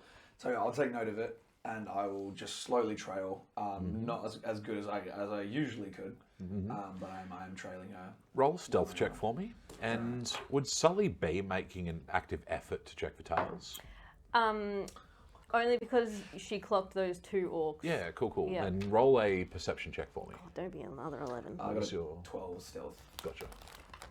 Sorry. That's my with a perception +6, is not a 5. +3. It sounds like you got a nat one. Yeah, well, yeah. 19 total. 19. Yes. This You is what I'm notice saying. the rather sickly-looking, purple-coated half-elf with the eye patch following you from a distance, not doing a terrible job of it, but hey, you know your craft. You're one of Baratax's chosen, so you know it was. So you're good enough at this to have spotted him from a distance. Okay. Would you react in any way once you become aware of your tail? I'm going to go in a direction that's not northwest and just see if he follows for a bit. He follows. You're tracking the woman that knows about the druid. Yeah. Trying to think here. Yeah, I probably will just continue to follow her. Yes. Gotcha. Yeah. All right. After saying that he continues to follow, do you? Let me just double check a few things. Point of order, I changed one of my spells because it took a week or so to get there. One of my rituals to speak with animals. Gotcha. How far away is he from me? He would probably be, I'd say, traveling at a distance of about 80 to 100 feet. Unless you wanted to get closer. No, that sounds about right. Yeah, okay, cool. I kind of want to I don't want to face him head on because he's too far away for me to do anything. But I guess I want to try and hide behind a tree and just see if I can get out of his eye line if he'll walk past me. Now we do it in reverse. Yeah. Stealth If check, he'll walk- perception check, if- please. I was about to ask. Surely I can figure I kind of want to be behind him. Okay, brother bacon. 8 total. 6. Oh, an 8 stealth, Yeah. and then a 6 perception. Yeah. All right. So it's not so much that you lose sight of her because you're now going through the woods, right? There's no beaten path Kids here playing hide anymore. and seek. And you keep going in the direction that you know she went. And there are there are plenty of times when you lose direct sight of her as you're following along, until at one point you hide successfully. Great. So you're behind a tree, Yes. and you hear his footsteps approach to the point where he's almost about to get past you in the woods. I want to try and put my quarterstaff out to see if I can trip him as he goes past. All right, make a dexterity save for me, please. All right. So your dexterity skill. Do you want to know my spell save or what? I'm going to get you to do an attack with your quarterstaff. So it's a D20 plus the dexterity modifier. Correct. Plus the save. Plus the save, yeah. Oh, It's more. it's a saving throw, so... Ooh, it's a nat 18 plus 4. Nice. Yeah, I got a 8 in total. I rolled a 2. All right. Out of nowhere, as you're hurrying along through the forest and trying to get sight of this woman again, bam, all of a sudden, arse over tea kettle, you face plant into the ground as you look up and see that the woman from the tavern standing over you, holding a quarterstaff. I'm going to say, I was only joking about being the entertainment. What do you want from me? I think we're off to the wrong foot. Right, apologies. I didn't mean to startle you, but... You didn't startle me. Right, look... I overheard you doing something with this druid that everyone's talking about. I had to chase you down one way or another. I did not realize this druid was such big news. Hey, yeah, look, in all honesty, I don't know too much about what's happening here, but I need to find him. But look, I'm sick. I apparently they can help me out. That's all I really know. So you need some healing. I need some healing with whatever illness is going on here, and apparently Druid might be able to help me out. Right, well, I think we have some common ground. How about you walk ahead of me? Walk ahead of you? Yes. In this place? Yes. Shit. Right, maybe I can do that. And I kind of get back up and brush myself off. Once again, apologies. No matter. Yeah. I'm a dying man, you see. All right. Which way are we going then, right? You know the way. Continue northwest. Okay. All right. All right, so you guys are going to be heading off to the Yeah, the cabin? I'm walking behind him, kind of with my quarterstaff, ready to prod him Nice. along. Yeah, Just no. to, you Yeah. know, if we run into anything, he's first in line. All right. Oh shit. We now change scenes over to Crash again. So you have continued travelling west and eventually reached Moss Edge. And following the directions that you got from the merchant, you remember that he told you that he saw someone that fit the description of the person you're seeking. The Forgotten Stump. At the Forgotten Stump, indeed. You find that tavern, and it doesn't take you long. This is a very small village. It's the only real tavern there. And do you go straight up and enter in immediately? Yeah, I mean, unless I just had a quick look around just to kind of gauge the place before I enter. For sure. You notice that the village, although it's already a reasonably small place, like, you know, there'd be a population here of a couple of hundred people at most. There's even less people currently present. And you think that's probably got something to do with the troubles caused by the Cardoonians attacking and such, right? So other than that, though, despite, you know, this village being quieter than it might normally be under other circumstances, you also notice a lack of any horses or donkeys or anything stabled at that tavern currently. Okay. So it looks like it might be a very quiet day at that tavern right now. Surprising daytime? to you. It is. It's about not too far from midday now. So Okay. maybe just about 11 o'clock or so. Okay. I'm gonna enter the building. Nice. There's no one kind of lingering outside. I'm gonna. No, nobody lingering outside. And then as you go through, you know, you go through the swinging wooden saloon style doors. You know, it is very, very empty in here now. There's you know, a couple of tavern workers that are going around and cleaning up, and one person behind the bar at the tavern. Clearly the barkeeper, and you see the barkeeper with a pretty foul mood displayed on his face, along with one black eye that's like almost swollen shut as he grimaces and wipes up from the tabletop of the counter. And you see that the other tavern workers that are cleaning up the place, you know, putting chairs upright again, and, you know, restoring tables to a standing position and whatnot, as if they're cleaning up after some massive party might have just happened, or maybe a really wild bar brawl or something. But they all look like they're in a bad. All the people working at this tavern now. There's no other patrons.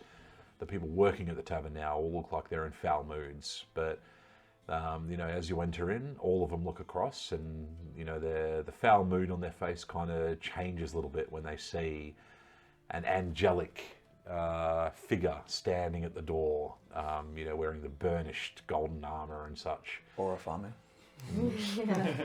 So they look over, and they're a little bit flabbergasted. So none of them really seems ready to be able to talk first. Good day. I do apologize. Are you open? Yes.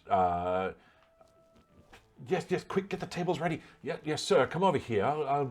Yeah, absolutely. We are open. I'm sorry. We were just putting things back together after a bit of a rowdy. Please don't rush on my account. You've got wings. I've got wings. What does an angel drink? I can get you anything, I'm sure. I will settle on some juice if you have any freshly squeezed. Oh, please. wonderful. Pineapple, orange, apple, mango. Blend them all together. I'd love A smoothie. A smoothie. Indeed. I'll go out to the ice box. I'll be right back with you. And, you know, the bartender rushes out the back.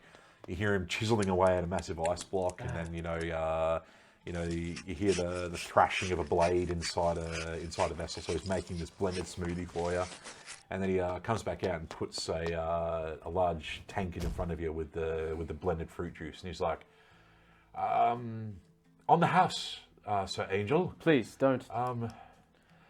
If not, if I won't pay you for this drink, then let me pay you for 5 minutes of your time. Sir, absolutely, you can have the whole afternoon. What brings you down to our material plane, Angel? I'm looking for someone. I'm looking for a woman. She looks to be of. Are you coming to bring her back home? No, she's. You can tell this guy thinks you're an angel. He doesn't know what an Asimar is.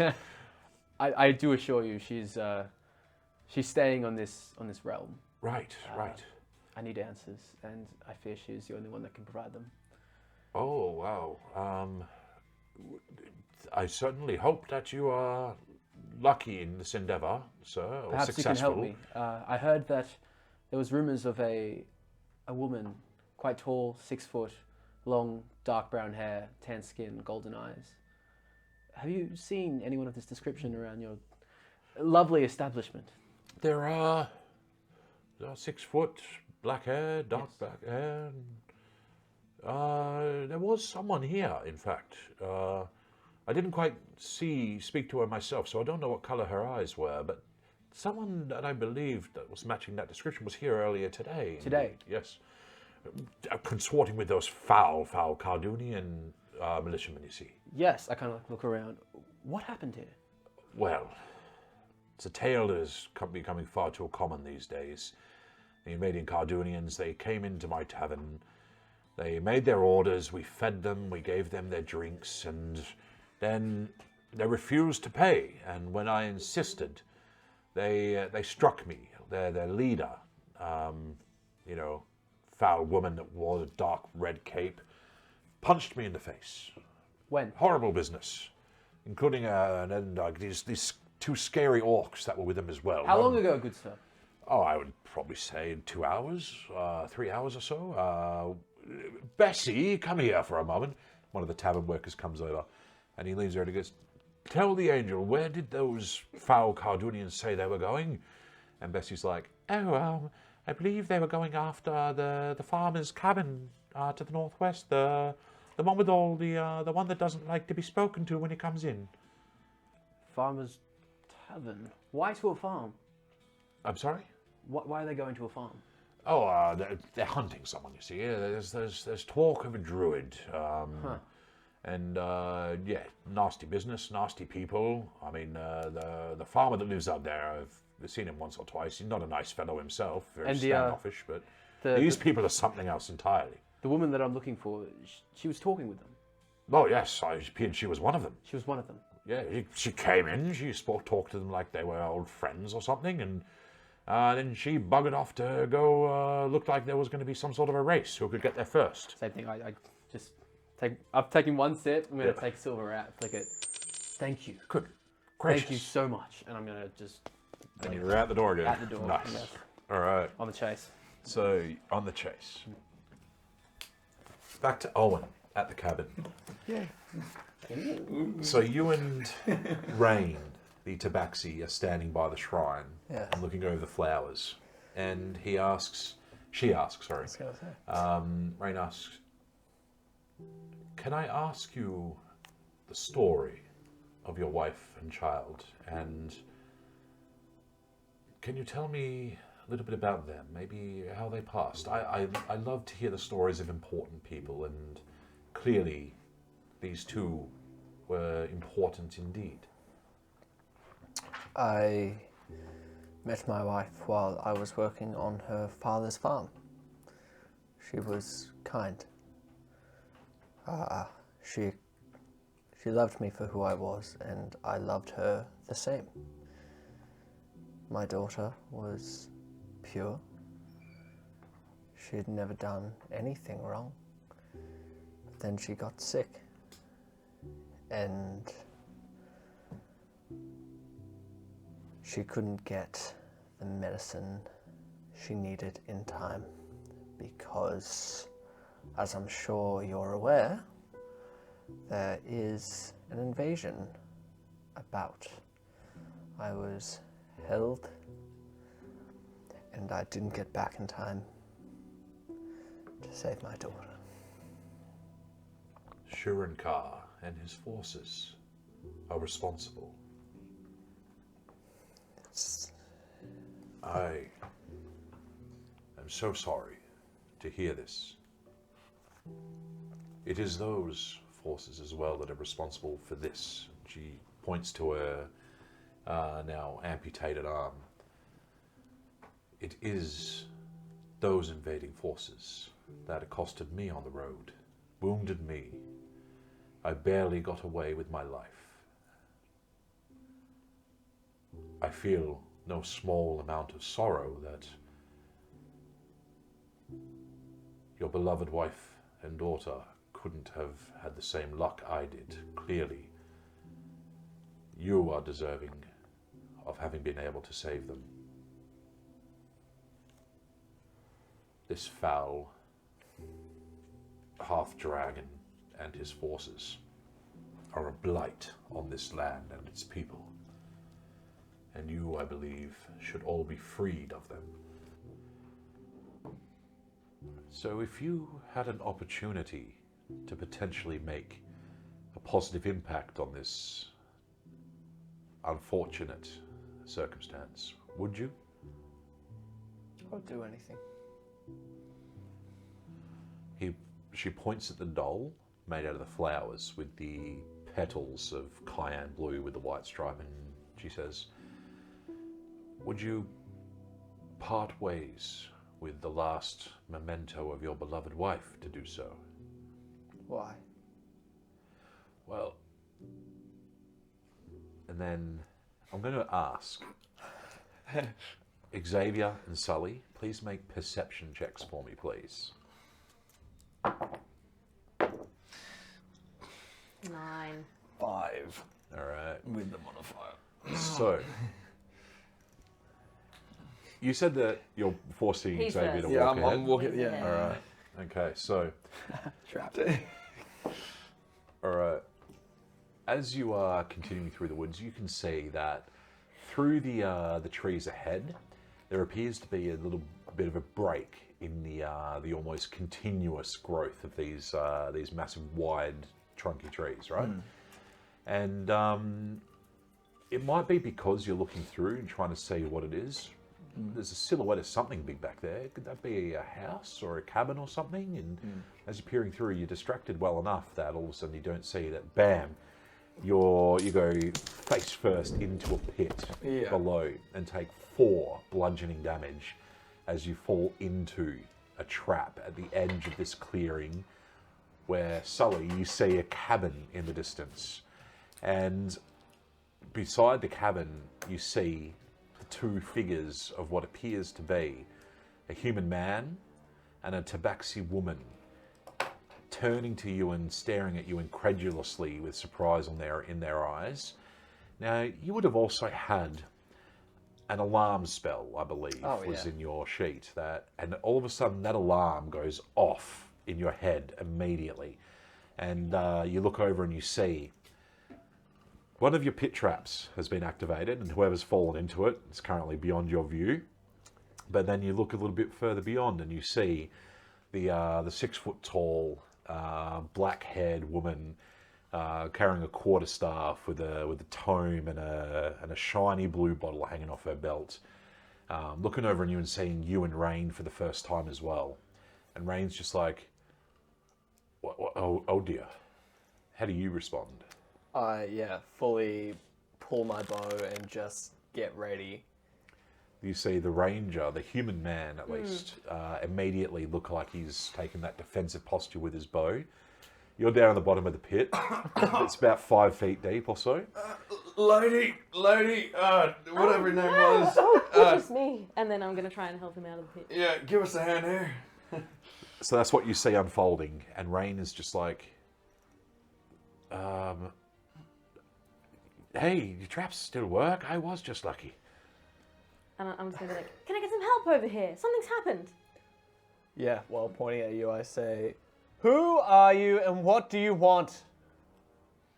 I want to help my friend out of this pit, obviously. Why are you here? Some healing. How much distance is between us, by the way? I'd say you've got a good 30, 40 feet or so. Okay, cool. You guys are at the very edge of this clearing. There's about 30 or 40 feet of what you thought would have been empty space, but now you are worried that there's more than just this pit trap scattered around.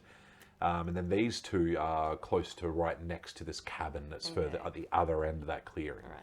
I am actively trying to help him out of the pit. Yeah, we can say that you do grab him great, and you get back to your feet. I just want to help him. I'll brush some stuff off of him. So now you see the purple-coated Xavier there as well. Yeah. I say, I'm sorry. If healing is what you want, I will be of no help. Please leave this place. Sorry, meant you no harm. I'm just looking for a particular someone to help with this somewhat condition that I got going on. I didn't mean didn't mean to be a threat here. Yes, my friend, he's very sick. That's me. I'm the sick one. You look across, you see the tabaxi figure standing next to the human man as well. Right. I'll say nothing at this point. I look to Rain. I say, do you know either of these two? Did they do this to you? No, I don't recognize these two. They don't look like they're not dressed or armed as Cardunians. They appear to be locals. This is your home. Your rules apply. I mean, if it was me, I believe in the rule of, help those who need to be helped. I don't know if they necessarily look like they need to be helped, but one of them's saying he is. It's up to you. Can you help them? She looks down at her arm and she says, my magics are beyond me now, but with my knowledge of alchemy, if they have some sort of affliction, perhaps I have some knowledge that may assist. Maybe we should question them and get to know them a little bit first. Okay. You may approach slowly.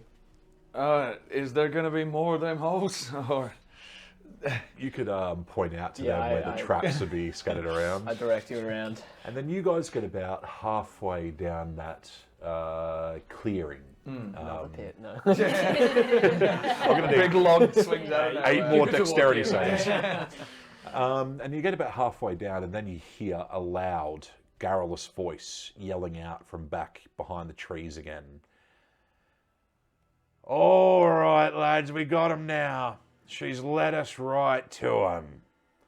And then at the edge of that clearing, you see a group, the same group of militiamen from that tavern, following out and emerging from the tree line. Again, looks like there's about 5 of them that are human, and then these 2 somewhat larger orc people.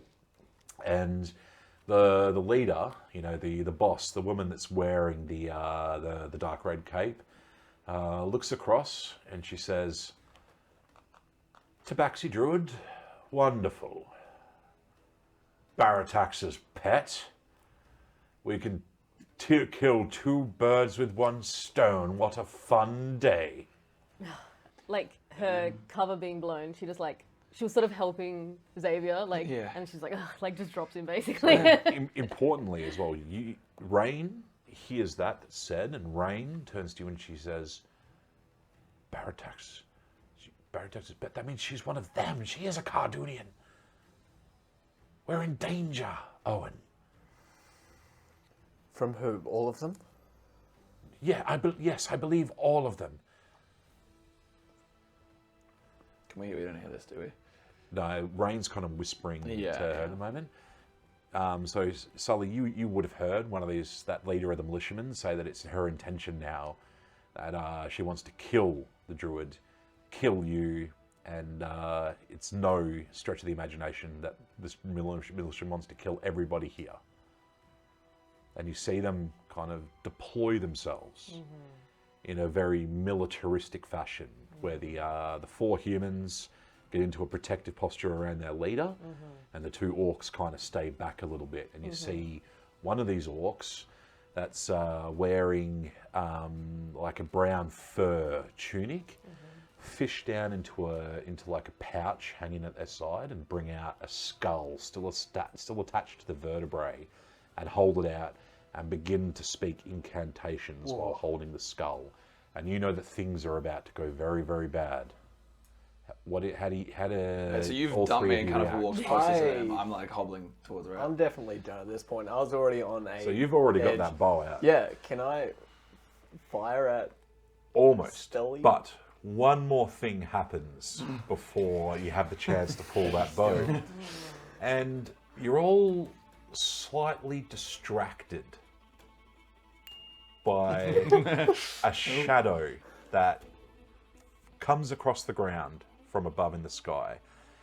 It's almost like the shadow of almost like the shadow from a bird flying overhead, except then the shadow stops. And the orcs are the first ones to notice it, and then the orcs look up. And then the rest of you look up, and please tell me what they say. Yeah, so Crash is going to be...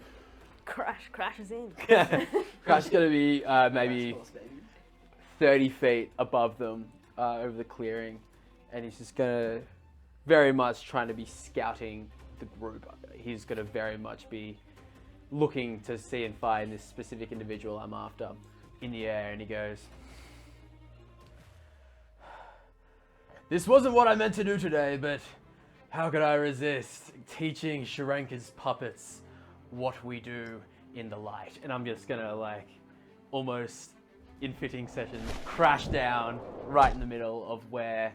How many have we got? 7 of the Cardunian military people. Are they all kind of grouped together? Roughly. There's a little bit of space between them, but haven't you gone can past certainly land right in between them. Yeah, I'm gonna go full superhero landing style, like, down to one knee. Nice. So all the rest of you see this apparent angel from the heavens come down, bam, superhero landing, standing, and do you brandish any weapons of any kind or Yeah, anything? I'm gonna... Actually, you know what? I'm just gonna take a knee and then slowly just stand up and kind of, like, all of it. as you kind Blade pose. kind of see, like, little bits of, like, my eyes are gonna start to go gold. Nice. So the Cardunians begin to freak out, draw all their weapons, and we are going to roll for initiative. Let's go, baby! On the next episode of Roll or Die, Shadows Fall. Thanks for watching. Get the druid. Don't worry, I've got the featherbrain here. Wait, there's been a misunderstanding. I'm not with them. I'm just a bard. Bam, one kidney. Bam, the other kidneys. Not both kidneys. That is a crit. Oh my god. I just crit again. Oh, God. I'm so sorry. I'm having a great time. I hope you guys are. Oh, you know. I came here to aid, not as a distraction. Fight! It's the bottom of the Houston. Ah. Baratax's dog.